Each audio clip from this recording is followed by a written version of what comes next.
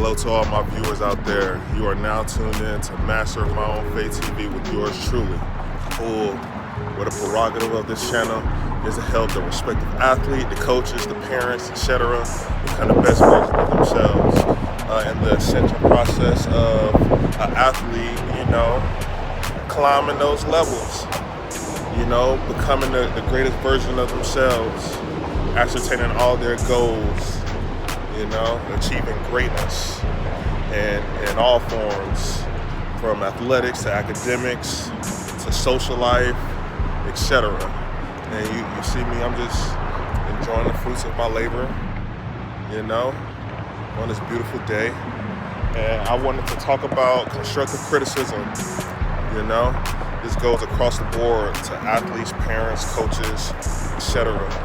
If you want to be great, you have to be able to accept constructive criticism and everything that comes with it. The emotions, the thoughts, the triggering.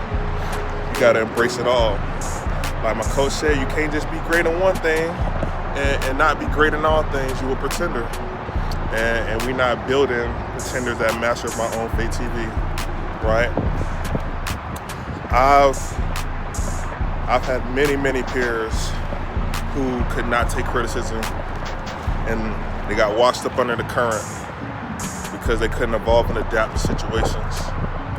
People can't always say things in a nice way, especially when it's in critical situations.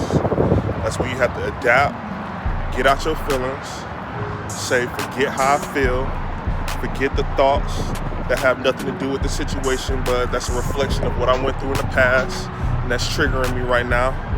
Let me absorb this message so that I can then be of service to my team in some way, shape, form, or fashion. You feel me? And at the same time, that go for coaches too. Because I've met many coaches that was in their ego and they couldn't adapt or evolve. They just wanted to keep doing the same thing, and the definition of doing the same thing and expecting a different result is insanity. And we don't want to breed insanity. That's the opposite of what we're trying to do. Because past the game of football, we got to remember that we are building young men and women, right? That are dependent on us, that are learning from us, learning how to navigate life circumstances through the conduit of sports. You feel me? You are a representation of that. So if they see that you can't change and you're supposed to be a leader, can adapt and evolve to circumstances, what kind of lessons does that leave for them, right? Don't you want to be a pillar of inspiration for the next generation? Ain't that why we coach? Ain't that why we do what we do? Same thing with parents. Everybody feel like their kid is the best. Everybody feel like their kid deserve playtime. Everybody feel like their kid deserve favoritism, right? But let us take our emotions out of it. Let us take our personal experiences out of what your child is going through, or family member, right? Are you going to allow that child to compete? Nothing in life is given. Everything is taken. Everything is earned. Even people that earn their way don't always get their way, because you really got to take it, And with that comes, I like to use big words, transversing adversity. Let me tell you something. Going into college, I did not think, I had a feeling I was gonna play. Went through camp. Camp was real hard my first year. Woo. But and I was second string during the middle of it. Right? I went from no one really knowing me to making a second string during the middle of camp, where my body burnt out, and I never felt that soreness before, so I couldn't go as hard as I was used to going. So by the end of it, somebody, they was doing their thing, and I ended up being third string. And of course, they was a vet, but that shit don't really matter. And by the end of the season, I was third string, which means I wasn't practicing with the practice squad. And when it came to practicing with the first and second team, I was getting just a couple reps, you feel me?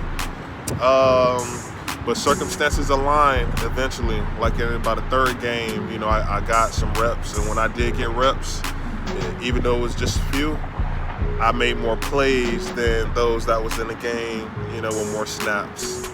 And then from there, it kept being more plays, and I got more plays, and I got more plays.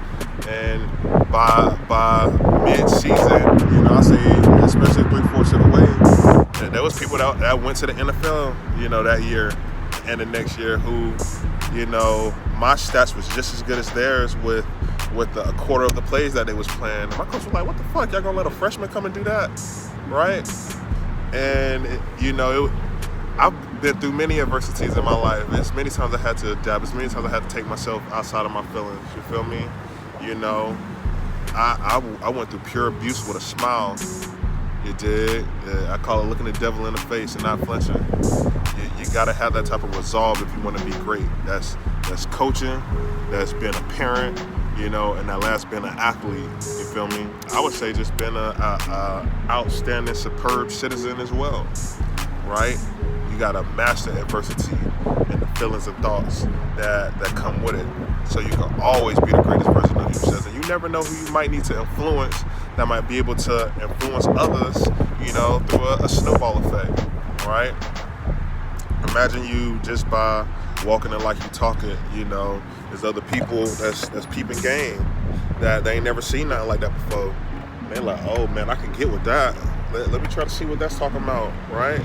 Next thing you know, they on that wavelength, and now there's 6, 7, 8 other people, that they affected. And then he's like, hey man, I got this from oh boy. And now they like, damn, who is that? You feel me? And that's what I mean by being a pillar of inspiration. I did it all my years playing ball. I did it all my years public speaking.